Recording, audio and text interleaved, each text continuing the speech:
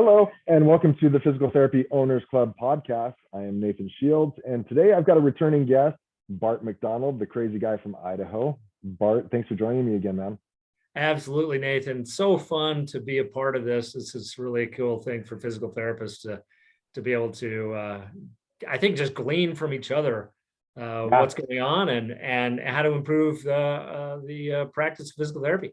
Right. That's the whole reason why I'm doing it. I love having successful PT owners like you on. For those who didn't capture my episode with Bart, probably 4 or 5, maybe 6 months ago. Yeah. Bart McDonald is CEO and founder of Superior Physical Therapy and Diagnostics in Idaho, has multiple clinics. The previous episode that we did, we talked about his book that he had recently written called Debt-Free PT, and how to help PTs get out from underneath the burden of student debt, how owners can help those new grads who are underneath a heavy student debt load. And so you can listen to that and glean some information on how to really help our new grads get out from under the student loan burden that they have, and how we can incentivize them and talk to them and recruit them as well. Yeah. But today we're talking about something different, because those who have followed the podcast know that I've done diagnostics and I do diagnostics. I'm board certified in electromyography. I have my ECS. I've also learned how to work musculoskeletal ultrasound, although I'm not fellowship trained and don't have my certificate in it. Nonetheless, I know plenty of owners that do across the country. And Bart is one of the owners that I know through our hands-on diagnostics network that has been really successful with the implementation of musculoskeletal ultrasound in his practices. So I wanted to highlight him today and talk about musculoskeletal ultrasound, because I think he feels like I do, that musculoskeletal ultrasound should be in a majority of outpatient orthopedic clinics across the country. It should be a widely used tool for the benefit of physical therapists in general, and a benefit and an add to the care that we can provide based on the diagnostics that we can do within our scope of practice. And correct me if I'm wrong, Bart, I think most states allow for physical therapists to do diagnostic ultrasound. Yeah, that's my understanding. When we first got into it, I looked at our Practice Act, and I think that's where everybody should go, right? Yeah. I was looking at EMG, and in the state of Idaho, we have a great solid Practice Act for us being able to do nerve conduction studies in EMG. And then we looked at ultrasound. I mean, ultrasound was all over our Practice Act. It talked about using acoustic energy, both for the treatment and or benefit of the patient. Really, diagnostic ultrasound has been around since the 50s, but as technology has improved, it's much, much better. And so who knows exactly what those folks, when they were talking about acoustic energy, were all really thinking about when they put the Idaho Practice Act together, but really it flows really well. And from my perspective, I think about doing a PT evaluation. I walk in with a patient and they've got shoulder pain, and the evaluation from the doctor says shoulder pain. I perform a number of special tests, and I check their range of motion. I'm checking their manual muscle testing. I'm seeing if they've got impingement. I'm going to see if they've got any instability or laxity. I'm checking all of these things, screening a labrum, and then I look at the sensitivity and specificity of those special tests I'm using, and we've kind of had this conversation before. It's really low. It's not great. Yeah. And so I remember I got out of physical therapy school, or actually being in physical therapy school, and going, man, the sensitivity, specificity is crud. That's terrible. For a lot of our special tests, what should I do with this? Well, maybe if I just do like 50,000 special tests for each shoulder patient, I can kind of get this clinical picture that really helps me, right? That's what I've always done. And I could kind of tell you how we started in musculoskeletal ultrasound, but I bring that up because really, when we compare the sensitivity, specificity of musculoskeletal ultrasound as compared to like a MRI, it's pretty strong. MRI is the gold standard, right? But it kind of varies by joint, and obviously I can't get deep to like the ACL very well with musculoskeletal ultrasound at the knee, but I can see a lot of structures. I can see the meniscus. I can see all these and certainly have great views of the rotator cuff of the shoulder, all of the ligaments of the ankle, et cetera, et cetera. So when we talk about the utilization of musculoskeletal ultrasound in the PT practice, I think of it as just that extra extension in my mind of what I'm using in my clinical exam. It's just another special test for me. Only it's a very diagnostic special test with great correlation, great reliability. I can do it time and time and time again. And I can show the patient even in a sequential way that by repeating this every 4 to 6 weeks, depending on the problem, that we're actually improving beyond like, did their strength improve? Can they sleep better at night? Did this special test improve slightly? Is their manual muscle testing up a half grade? Like, we can really look at the tissues and get to the base of their pain and see improvement. It's phenomenal. It's really, I really think, and unfortunately I've been saying this for about 5 years and it hasn't come to fruition yet, but I think in the next decade, ultrasound should be, and I'm hoping that it is, like dry needling is now. Like you and I have been practicing probably about the same amount of years, but 10, 15 years ago, dry needling weren't quite sure what it was, right? There was a lot of conversation. It was way out there, right? And I think ultrasound should be even a greater tool diagnostically and could have a greater impact on our plans of care than dry needling is.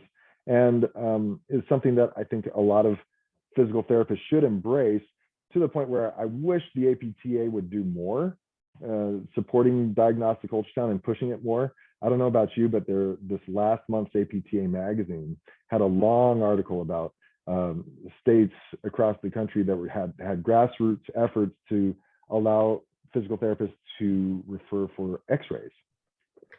No mention in there whatsoever that we can do diagnostic ultrasound. And I sent a letter to the editor. It just kind of pissed me off, frankly, that there's a blind eye to it. I don't get it. They're willing to talk about all these other things that they want physical therapists to do, but if you really want to make us autonomous, if you really want to make us gatekeepers, give us push diagnostic tools that we currently have in most of our scopes of practice. We're talking about musculoskeletal ultrasound today, but also EMG, nerve conduction studies, which are also within our practice, within our scope, mostly throughout the country. Like, why aren't we pushing these things? It just drives me nuts. It is a little bit of a head scratcher, I'm going to say. And I think for the most part, as I've kind of talked to therapists and those that haven't jumped into it yet, it's just a lack of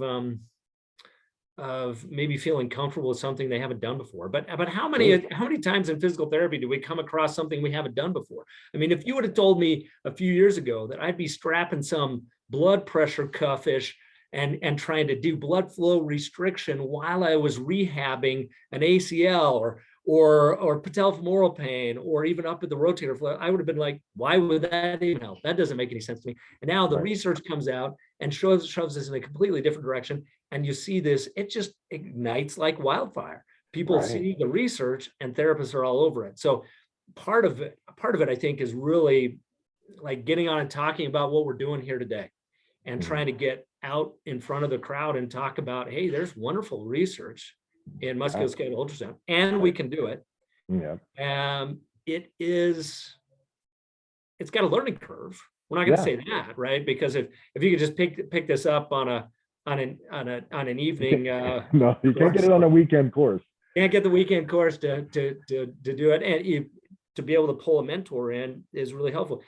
Let me tell you a quick story, Nathan, because I think for us and for our practice, this will kind of show a little bit how I got interested in this, and then kind of steps that were made. And hopefully if there's any PTs out there, practice owners that have considered this, but have just not known like where to go or if it's worth it, this is a great conversation to have. So I would say about now 10 years ago, maybe 9 years ago, there was a sports med doc in town. He's phenomenal at musculoskeletal ultrasound. Like, honestly, within our practice, we call this doctor the wizard, because the things that he's been able to pull off on ultrasound that were perhaps not visualized on MRI, got to the root of the problem. We've always just had an incredible amount of respect for him.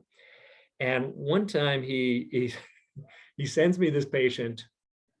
This is kind of a story that I've told in our practice for a while, because I get the same question: why do we do this again? Especially with anybody that's new that's coming in. I said he sent me a patient that was an engineer by day and a drummer by night. And the right arm, that dominant arm, is up on that ride cymbal. Yeah. And just a lot of pain. And he had done an ultrasound and said, hey, look, we really don't have anterior impingement going on. No subacromial impingement. He's measured the space. There was a great gap there, or enough spacing between the humeral head and that and the acromion. Right. And he said, but the supraspinatus was measuring in at, like, boy, what did he say? I think at the time, this is a few years back, so I think it was like 1.0. So he's like, it's thick. It should be 0.5 and it's 1.0. Okay. And I said, okay, so it's twice as thick as it should be. And he's like, yeah, that's why it causes pain. Like if you think about swelling of the rotator cuff for whatever reason, and this, he said, this is not just your acute tendinitis. This is a tendinosis. This patient has had these symptoms for greater than 6 months. And finally, I said, well, how would you define that? He says, actually, greater than 6 weeks is often getting to that tendinosis stage. So he said, here's the symptoms. It's thickened. I can see it on the ultrasound. It has good bony spacing. I don't want to have to do surgery. I don't want to have to do a subacromial decompression, even though I know there's nothing to decompress. Yeah, I mean, really, right. You can give it more space, but it's swollen that is the problem, and it's causing all mechanical difficulties and pain. And then he said, oh, and by the way, there's positive finding for color Doppler.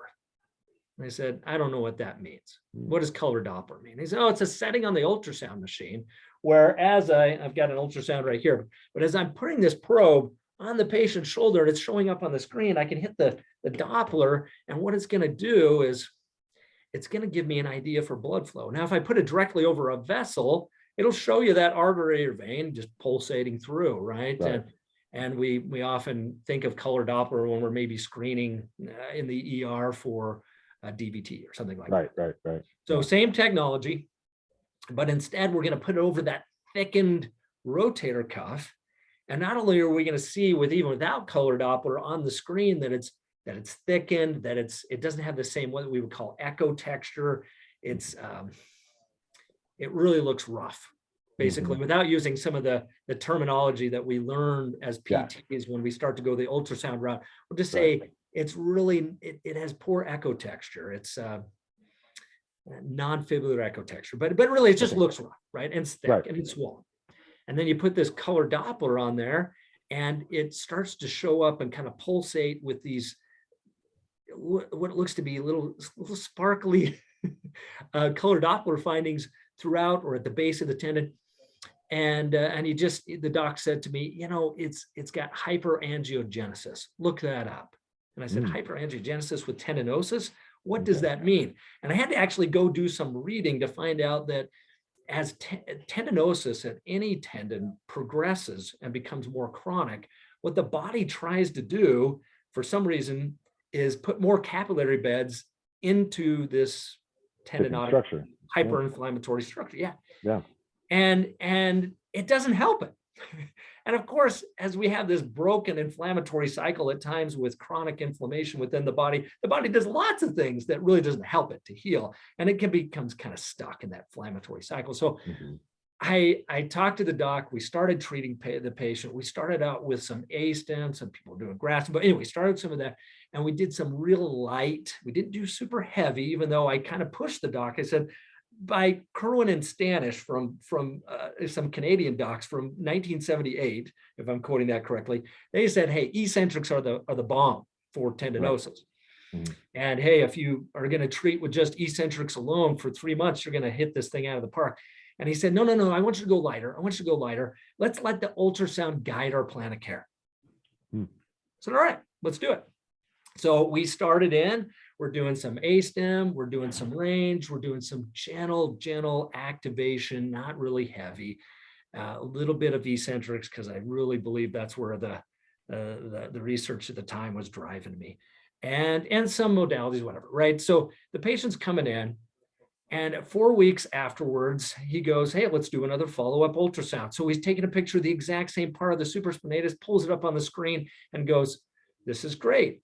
Bart, you went from 1.0 down to about 0.06, right? We're not quite back to normal, but it's looking great. Now it's super weak still, so we need to start into what you were pushing me to do before. Let's get the concentrics, slow concentrics, heavy eccentrics. Let's get some of those things going, and let's see how it performs. Well, the interesting thing to me is I went back and I looked at my daily notes and my progress note to the doc after everything was done on this.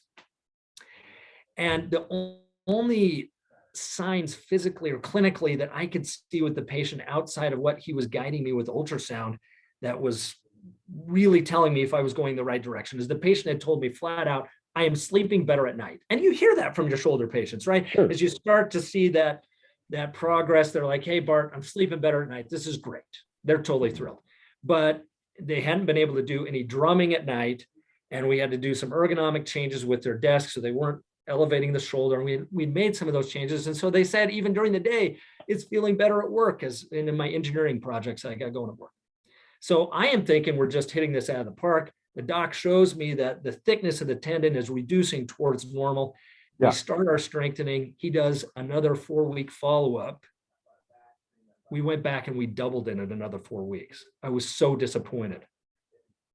So his clinical findings, 8 weeks from the beginning of PT. Oh no. 4 weeks, we showed that we were making tremendous progress.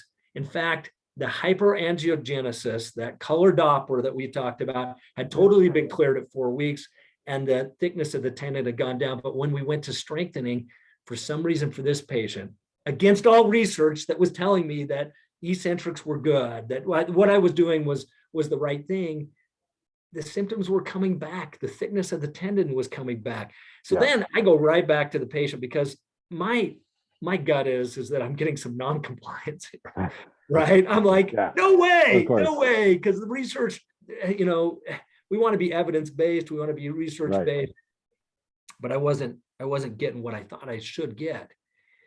And the doc said, I had a conversation where I just said, I don't know if we're back to drumming at night and we're just not talking to me about it, but to double that, I just don't feel like, from what the research is showing us, that's what's happening. And the doc said, all right, we're going to go ahead and do a subacromial decompression. Sorry, whether it's compliance, whether it's intervention, that's evidence. Really, if we want to talk about evidence-based practice, this was giving me evidence. Not just research-based, but with this individual patient. And maybe not the evidence that you were hoping to get. No, I was so mad, right? I was so mad. So I walked with, patient came back after surgery, totally resolved. The doc did a couple follow-up ultrasounds on it just to look at what was going on. It resolved really, really well, right? But in my mind, if I had controlled all variables, I should have been able to hit this out of the park. And yet, even before symptoms were changing dramatically, the tissue told a different story. And so I talked to the doc after this case, and I said, okay, this musculoskeletal ultrasound is phenomenal. I thought we just use this on babies, in utero. What is this, and how do I get a hold of it in the PT practice? And he goes, well, I've been doing it for a few years. It takes a lot of work, to get good at it and to be able to understand what you're doing. You ought to have a really good training course. You ought to have a mentor, right? That was at the basis of his first discussion.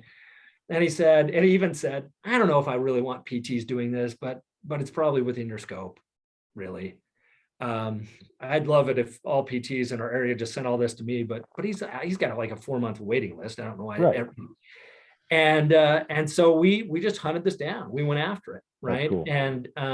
And that story has repeated itself, whether it's an ankle, whether it's a shoulder, whether it's a hip. And in fact, it becomes much more, the depth of what we find is tremendous, because I'm sure you've treated that patient before, Nathan, where they come into your practice and they're like, I felt this pop at my shoulder. Man, I went into the GP and they said, I got to have failed PT before they're going to do an MRI. Yeah.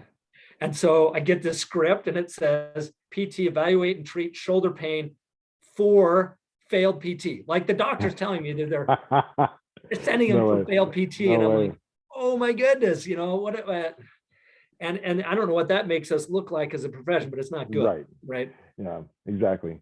So you're using ultrasound in a large number of your initial evaluations, it sounds like then.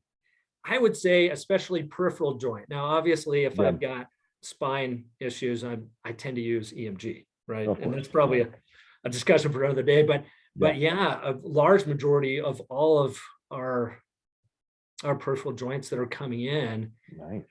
unless they had an MRI 4 days ago, right? Right. I mean, why wouldn't you? Because I'm sure you're going into it now, comparing what you're doing now in an initial evaluation with the use of a musculoskeletal ultrasound versus what you were doing 10 years ago with a bunch of unspecific special tests that really don't tell you a whole lot, right? I mean, your plans of care are different, I'm assuming, as you're seeing some of these people, or they're just varied somewhat. I'm assuming it's changed not only your initial evaluation, but also the plan of cares you're developing. Yeah, I would. Well, and there was a multi-center study that looked at this. That I don't know if I can I quote this? I think I can quote it at this point. It's coming out. It's gonna be published, I think, in the next few months here. But it looked at the utilization of musculoskeletal ultrasound in the hands of the PT and asked questions like, well, how confident was the patient in their plan of care after ultrasound as compared to before ultrasound was used for their shoulder or knee or hip, right? And that was a dramatic change, up 95% plus. Wow. We're very much felt like as a patient, they understood what was going on. There was something very objective about what that presentation gives to the patient. Right. But then the next question, and hopefully Dr. Watt doesn't kill me for throwing this out here, but I think it'll be published here, I think, soon, is that it's greater than 60% of the time, the PTs were changing their plan of care. And I don't get that out of any individual special test, right? And not even all the time. And now, don't get me wrong, I'm not throwing out my clinical exam. Sure. Not by any stretch of the imagination. This is really just an extension of that clinical exam. Right. But when I can look at that, say, for instance, this is probably one of the things that we see most often. Do we have, let's go back to that shoulder presentation for a minute. You're seeing that shoulder, Nathan, and yeah, they have maybe 75% active range of motion, but painful. Maybe they had some trauma associated with it. Maybe it was kind of gradual, and then maybe some kind of reoccurrence of something. Anyway, and it's weak. It's 3+ out of 5 in so many directions, right? And all special tests are positive, right? I mean, at least all impingement tests are positive because they're so non-specific for a specific, anyway. Right. And I'm left to wonder, I have a negative drop on. So I don't think they have a full thickness rotator cuff tear, maybe. But they got a big deltoid. Like I've had some weightlifters come in from our clinic that's right next to a gym, and they come in and they power through that. They give me full active range of motion, and they've got a full thickness rotator cuff tear. Right? It's not always the most active. So I throw that ultrasound on there. And in one patient that comes in with a similar presentation, I go, oh, you've got a partial thickness rotator cuff tear. Well, how does that change my plan of care compared to the one we talked about earlier, where it was just a tendinosis? Right. I could load up and do a lot of slow, heavy concentrics, slow, heavy eccentrics with that patient that has tendinosis. But I might not want to do heavy loading on a partial thickness tear and then just finish it off. Yeah. Well, yeah, and that's the thing is we're going in there blind. I mean, we think these special tests are the bomb, but they're not, and we're going in there completely blind. We don't know if there's maybe a bone spur. We don't know how thick the tear is. We don't know exactly what we're dealing with. We don't know if it's abnormally thickened. We're going in there guessing. I mean, we're like throwing stones essentially, or throwing darts blindly, just like, okay, I guess we'll try this, see if it works. Right. Well, but we have the tools at our disposal, and they're there. The struggle is, I think if you were to ask me, Nathan, hey, before you started musculoskeletal ultrasound and going down this road of diagnostics within the PT practice, how confident would I have been with my shoulder evaluation and being able to distinguish? I would have said, oh, 100%, I'm really there. Yeah. Yeah, totally. Right. Right. But I'm going to tell you, since I started this, I just didn't know what I didn't know. Yeah. Right. And Yeah. the research behind all of the sensitivity and specificity of our special tests shows what I don't know. Right. But my idea of just doing 50,000 of them to put together this clinical picture, and now I really, really know, Yeah. showing with my patients as to the amount that I was getting to successful discharge that perhaps I didn't really know. You know, you get that MRI back. What a disappointment it is after spending like 4 or 6 weeks with a patient working on shoulder pain that you identified as maybe a partial thickness tear, just to find out that it was a full thickness tear and you were never going to get them there. Yeah. You were never going to get them there, right? Yeah. It's a little bit disappointing, but it's even more disappointing after surgery. They come back to see you again, and you've only got like 7 more visits in their total capped plan, because you burned them all on the front end. And if you would have just known, if you would have just done the ultrasound, right? Yeah. Yeah, I like how you brought that up. There's 2 things that I'm taking away. Number one, they don't know what therapists who are just haven't exposed themselves to this possibility, this technology. They don't know what they don't know. I mean, they're watching a 19-inch color TV, you know, with the tube, the really thick, heavy ones that we watched 20 years ago. I think this is a really cool picture. It's a really nice color picture. And, right. And if I bang it really hard on the side, sometimes it gets even better, right? Yeah, right. Yeah, no problem. But then you expose them to a 60-inch flat screen HD, and you're like, oh, I didn't even know that existed. That's a possibility, right? And so they don't know what they don't know, right? And so that makes it hard. And they also, there's that barrier of entry where it's not a weekend course. You're going to have to spend hours fine-tuning your skills, finding the tendons, knowing what the different structures look like underneath the ultrasound head, how to find them. And then have a mentor tell you, oh no, that's not a nerve, that's a tendon, or vice versa. Right. Like, crap, that sucked. I spent a lot of time on that. You need a mentor to show you these things, right? So I could see that being that alone, that last example being the thing that keeps this from really getting into a number of PT clinics across the country, is simply the barrier of entry. It's another, it's a postgraduate course, if you will, essentially. Absolutely. And I think, you know, kind of back to that, you know, we were talking about dry needling at the beginning, or maybe BFR. Those are things that have just caught on so quickly in the PT practice. And a lot of them are that weekend course, right? And it makes sense so much with what we're seeing day in and day out, and the results are phenomenal, and the research is great. So all that, and musculoskeletal ultrasound meets that same criteria for PTs, for physicians, for your sports med physicians, for your orthopedic surgeons. Like, it's being utilized more and more all the time, but it just has that extra barrier. Like you're saying, it takes a little more work. I love how you mentioned also the patient side of it, because I think, and this, I've heard this throughout my discussions with musculoskeletal ultrasound providers, and that is when the patient sees the picture and you can point it out to them, there's your issue right there. They're like, whoa, so you're going to work on that? That's exactly. It's like the engagement, the buy-in just takes it to a different level. I mean, you can do all these tests and you can say, so what I'm seeing is you've got some tendonitis. Well, they don't know what that means, but if you can show them, there's your tendonitis on that muscle right there, and here's exactly where it is and how bad it is, then they're like, I believe you now, because this is an objective thing and not you just telling me what you're thinking.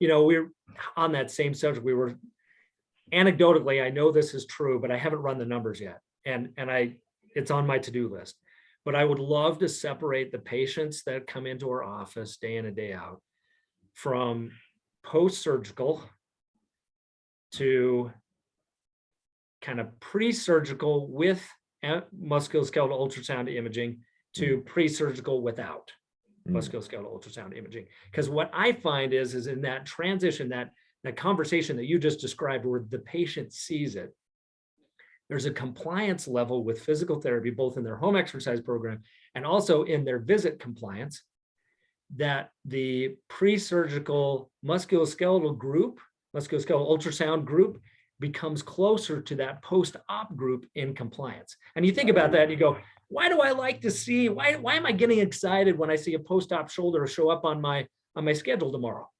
Well, it's because I know their buy-in is huge. Right. Now, predictably, I can tell you exactly where they're going to be 2 weeks, 4 weeks, 6 weeks, 8 weeks, 20 weeks down the road. Like, right. It has some variability, and you want to be good at what you're doing there and protect what you need to protect and strengthen what at the right time, what you can't strengthen. But really, musculoskeletal ultrasound gives you that. Mm-hmm. Is as far as your plan of care and what to do with when on that degree as well. But it also gives you that huge buy-in, just like that post-op patient has, where they're just like, yeah, I already invested. I already know exactly what's going on. I know I've got to go to physical therapy now. And that patient that comes in and I show them the ultrasound, and they didn't have surgery. And they were kind of sitting on the fence as to, man, is PT going to get me better? Now they know. Yeah. With a greater level of confidence. PT is going to get me better. And you're showing them 4 to 6 weeks later the difference in the tissues. That's exactly right.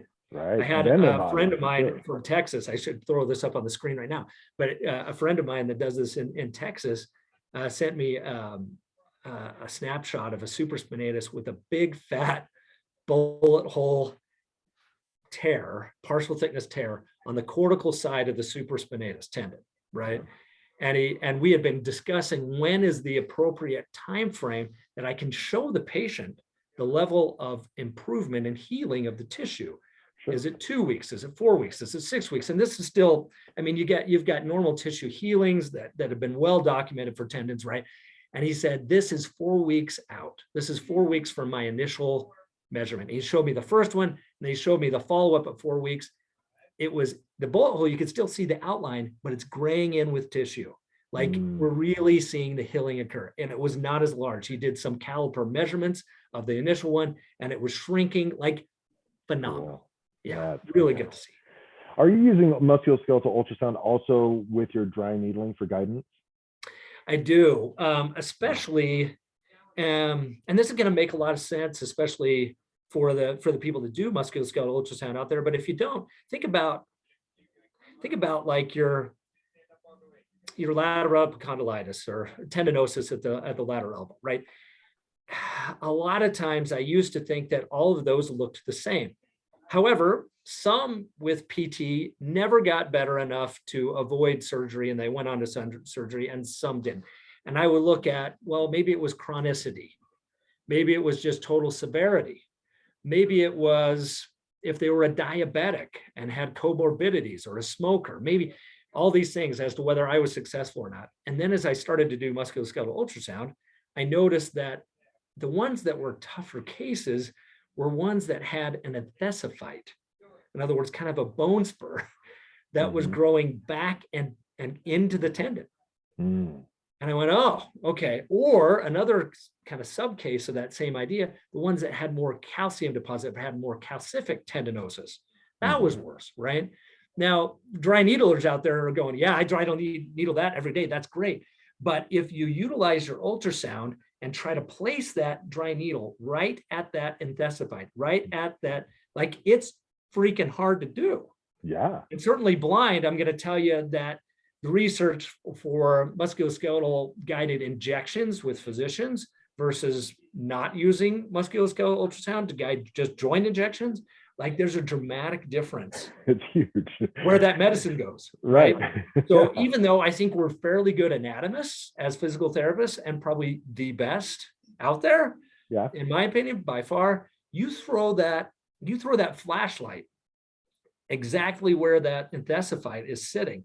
And then you guide that with that musculoskeletal ultrasound, guide that pin right to that source of their pain. And then you kind of piston that guy, right? And the patient is going, oh, yeah, that's where it is. That's exactly, yep. And I'll tell you, the results are just so much better. Really? Yeah. Oh, how cool, man. Wow. So there's that aspect of it. And then, and do the same thing at the shoulders, right? Sure. But there's also some structures in the body you don't want to hit with a dry needle. They went over this in class, right? And they said, wanna hey, avoid those. you really don't want to hit an artery. That's not a great idea. Yeah. You really don't want to like purposely come up and hit a nerve, right? Right. And so there are times where I'm in a zone where I want to know exactly where I'm at, and for the benefit and safety of the patient, that's where I'm using it. And other times where I'm trying to hit a specific target, and for the benefit of the patient, that's why I'm using it.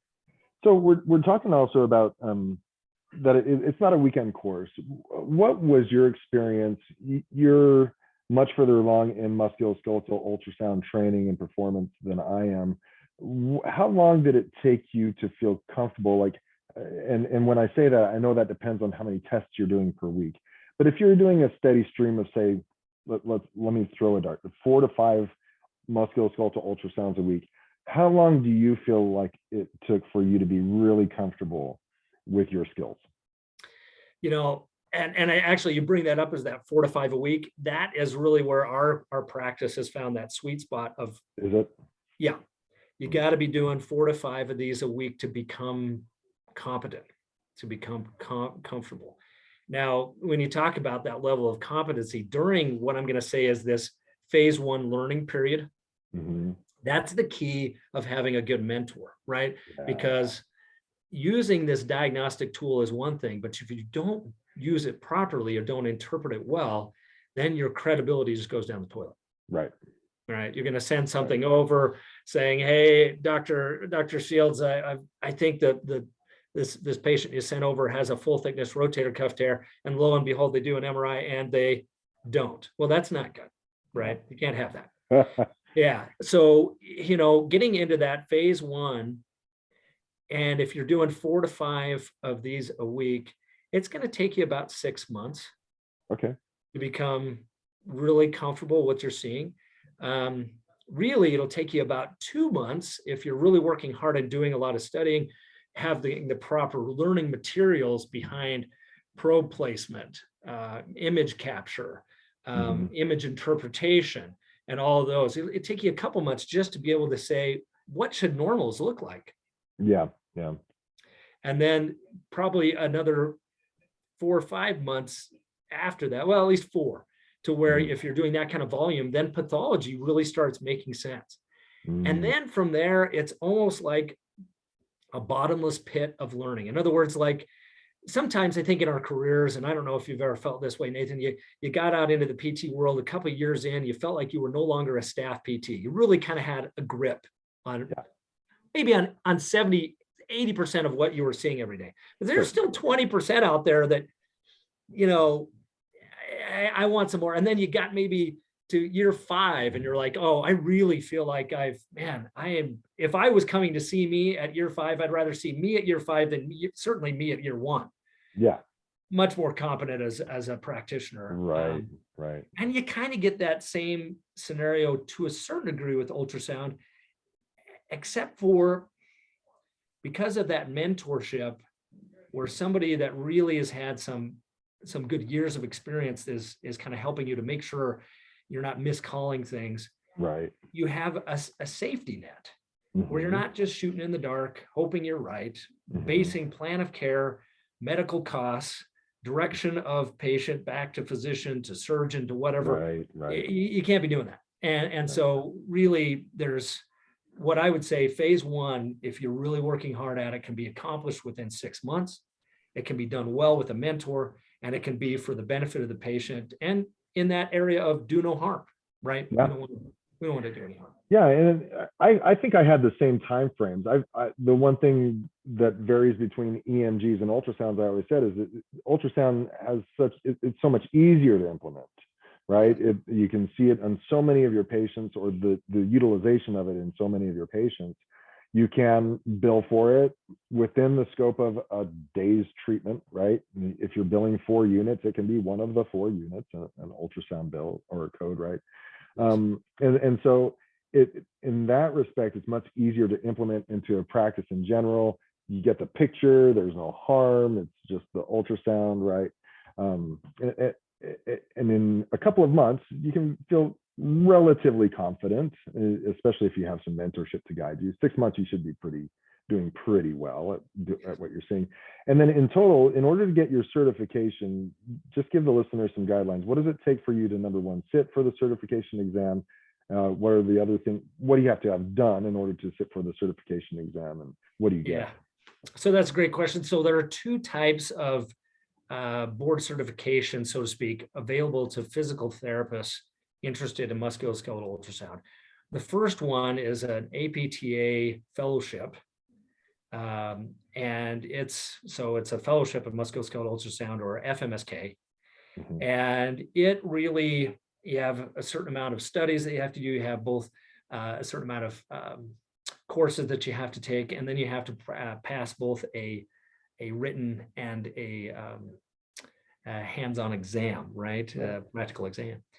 And then the other certification that's available is available through POCUS. It's a Point of care ultrasound. yes, point of care ultrasound, and it's RMSK. Yeah, RMSK is a registered musculoskeletal, I guess, specialist at that point, and RMSK is recognized for physical therapists, for physicians, for your nurse practitioners. It kind of hits the whole gamut. Right. I think there's value actually to both.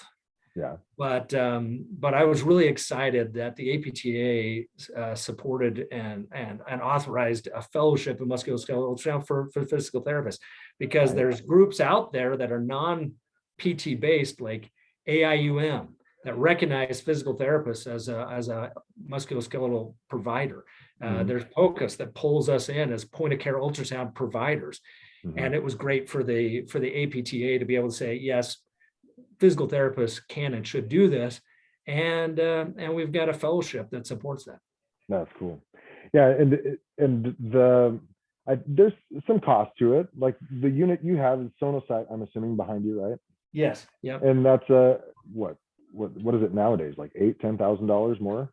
Yes. Yeah. So the nice thing is the longer we go down this road, the more competition there is for equipment, the more cost effective it becomes. Sure. So there's some great equipment out there.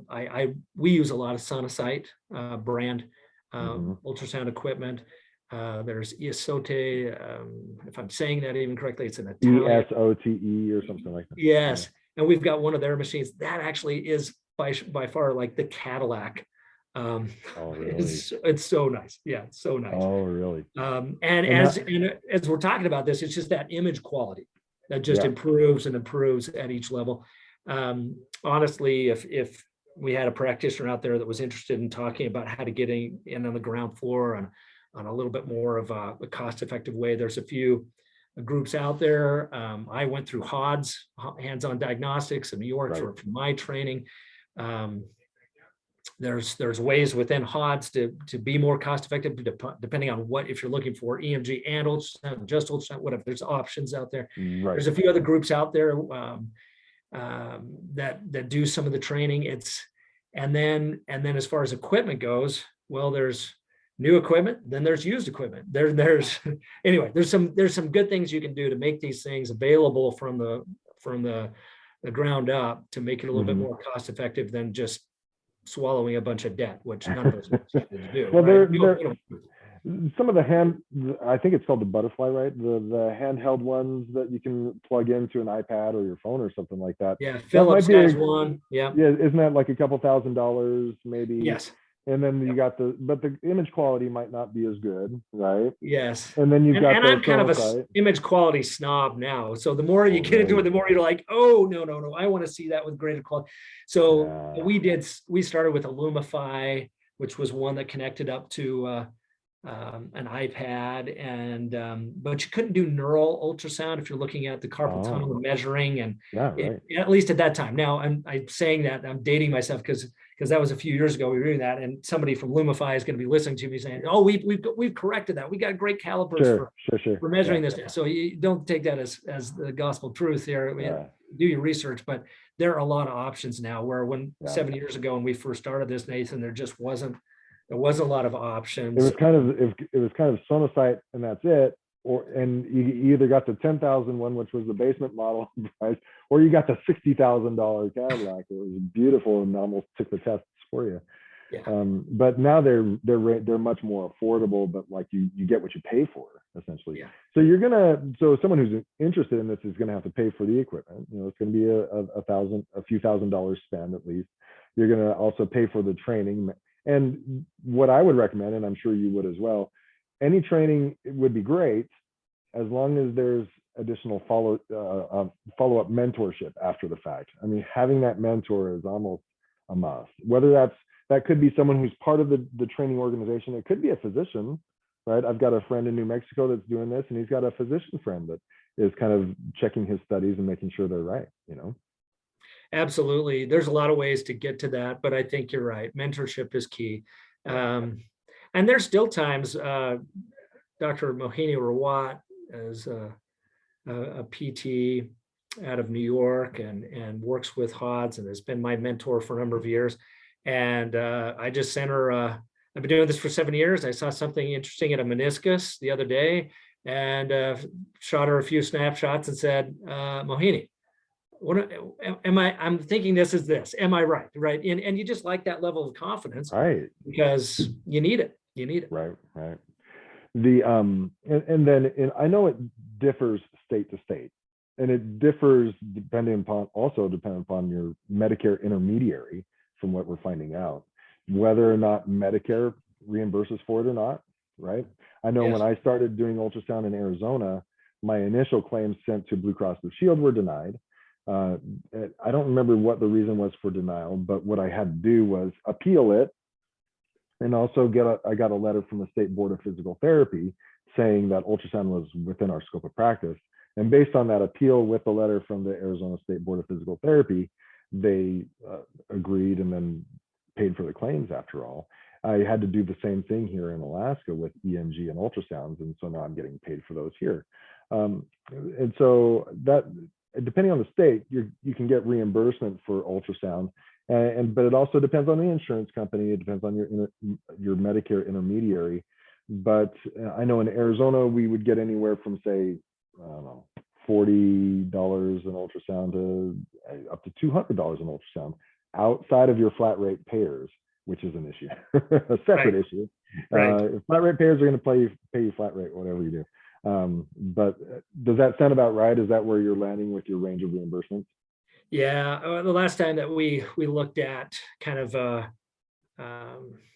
per ultrasound reimbursement, we were hanging right around in 115 per ultrasound across all payers, right? Okay. And that's including some where we're not getting paid anything, and some that we're getting paid quite well. And so that's kind of been our budget on how we look at things. Yeah, and that's where I would really hope and wish, and maybe we can do this because you're part of the network with Hands-On Diagnostics as I am, that we can work together and really push Medicare to recognize physical therapists as providers of musculoskeletal ultrasound and how it benefits our care that we provide, right? And how it lessens the overall cost if we can be more certain about what we're actually treating.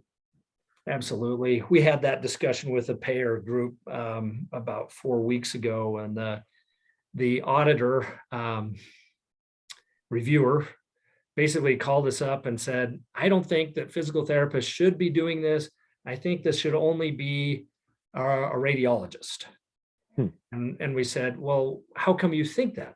And she said, well, it's not like I'm a practitioner, I'm not a provider. It's because under the classification here, this comes under, for our insurance company, a radiology code.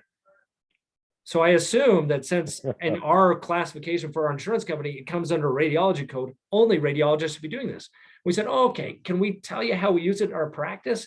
Show you some research on how this has been used in different states, as well as in the military. OBGYN settings. Money. Yeah.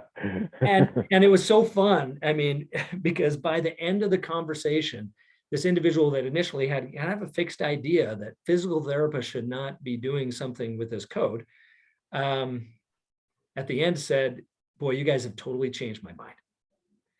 It's saving patients money. It's going to save our insurance company money. It's saving the patients time. It's saving them lost time off work. Like if we really know by screening and doing a musculoskeletal ultrasound on a shoulder, a knee, or a hip, so that we're not doing blind PT and waiting for an MRI after we failed at PT. Like back to that idea of the order for failed PT. Like, right. Or it's cheaper than an MRI. Yeah. Right. Yes. There's So that too. much. Yeah. So she at the end just flipped and said, you know what? I'm going to take this back. I'd really like you guys to write a paper for this, kind of give me a kind of like an essay, give me all of your bibliography and just anything that you can from military and everything you've talked about, the different studies that you've brought out and why this is cost effective in the hands of the PT. And I'm going to go back to the board and I'm going to fight for this because this is in the best patient interest. Yeah. So that's great, man. Well, good luck with that. Because people who are listening, number one, they might want to see where their state lands on this with the State Practice Act. But they also have to recognize that as they're moving forward and doing things that are outside the normal, well, consider our route to doing dry needling. Why we had a little bit of resistance to doing dry needling, if you do say so, looking back on our history. We're probably going to meet up with some of the same resistance with musculoskeletal ultrasound. People are going to say, you can't play in this sandbox. They're doing it with us with EMGs. So it should be almost expected at this point by physical therapists to expand what we can do underneath our scope and actually live within our scope fully. So it's to be expected, but there's huge benefits to what it can do for our profession. You're seeing it in your clinics. It's a great revenue add for you. I know you tied it into what you're talking about in your book, Debt Free PT, how you can incentivize your teams and pay back student loans based on what they're doing with musculoskeletal ultrasound and incentivize them in that way. It's been a huge boon to your practice. And so that's why I loved having you on today. Well, it has, and I appreciate being able to just talk about it. Obviously, we could just keep going for a few hours because this is my favorite, at least one of my favorite topics. And I think we've hopefully hit on some of the questions and answers from some of the practice owners, PTs out there that are kind of thinking, well, how do I get into this? How do I put my foot in the water, kind of my toe in the water and see how this works? It is, you're a pioneer. I think you've kind of said that well, Nathan. I mean, there is going to be a little bit of resistance from a handful of people that always want to say, well, you can't do that. When in reality, your Practice Act supports it and everything that you're doing with a mentorship and with a fellowship and being truly trained and passing that certification exam. Hey. It's like anything else. It's like somebody telling you can't become OCS certified. You shouldn't do it. Yeah. SCS, you shouldn't be on a sideline because there's other practitioners that are there. Well, right. You're always going to have your naysayers or whatever, but we've always seen physical therapists rise above, obviously within our scope, and be able to perform. And why? Yeah, there's this idea that as a profession, we need to be able to grow. And we need to be able to be paid well for what we do because we have a tremendous impact. But we also need to recognize that to get to some of those milestones as a profession, we're going to be uncomfortable. We're going to search and we're going to have to push ourselves to learn at night and study a little bit more and not just put the books away at graduation and never open them up again, but be continually ready to learn and grow. Yeah. Well, you use the right word. There's got to be pioneers, right? That strike out and are the first to do these things. And there's a number of them within the physical therapy industry already. I think that we just need more grassroots efforts and numbers to really get our voice heard. Yeah. If we even look within the APTA today, there's a couple of special interest groups, one within the clinical electrodiagnostics wound care, right? And there's a special interest group in neural musculoskeletal ultrasound. And then there's also another one that is kind of that subset of imaging out of the orthopedics section. And there's a couple guys in there that are I think it's maybe the vice president. He's phenomenal at musculoskeletal, and I think the president. I was reading some of their bios. They've done amazing things and spent their time and their practice in diagnostic ultrasound. So I think we've got some leadership that's going that way. The more physical therapists that kind of open their eyes to that, to what's the potential in this? What can we really do for our practice and for our patients? Really, we're going to see this be the norm 10 years from now. I think we'll see that as in all orthopedic outpatient. I hope so. Well, if people want to get to you, reach out to you, talk to you, not only about musculoskeletal ultrasound, but also your debt-free PT book, if they wanted to look into that, how do they get a hold of you? You bet. A couple ways. So my email address is Bart M, as in Bart McDonald. So bartmpt@gmail.com. Mm-hmm. And you can always shoot me an email and just ask questions. I usually am about a 3-day lag. I'm trying to keep up with my email. So I usually within about 3 to 5 days, I'll get back to you. We'll get something set up. Yeah. And really even my cell phone number. I don't answer it during the day, but if you want to shoot me even a call or a text, I'll throw that out there. Like, we might get bombarded this way, but I'll try to get back to you that one. And my cell phone number is 208-705-4678. And just leave me a message. We'll try to get you to the right place. I'm so excited where our profession is going. Yeah. And especially at a time, Nathan, where I think we have a lot of doomsdayers, naysayers out there that decreased reimbursement. I don't know where the future of PT. Well, the future of PT is now. It's here. And a big part of it is in diagnostics. I believe it. Yeah. And if people want to read your book, do you have a landing page for your book? Yes, it's debt-free-pt.com.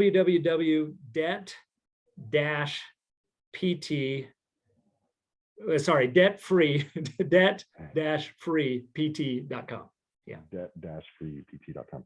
Good book. I love it. All right. Thank you. Thanks for your time, Bart. I really appreciate it. Yeah. Hey, thanks, Nathan. We'll talk to you later. Take care. Bye.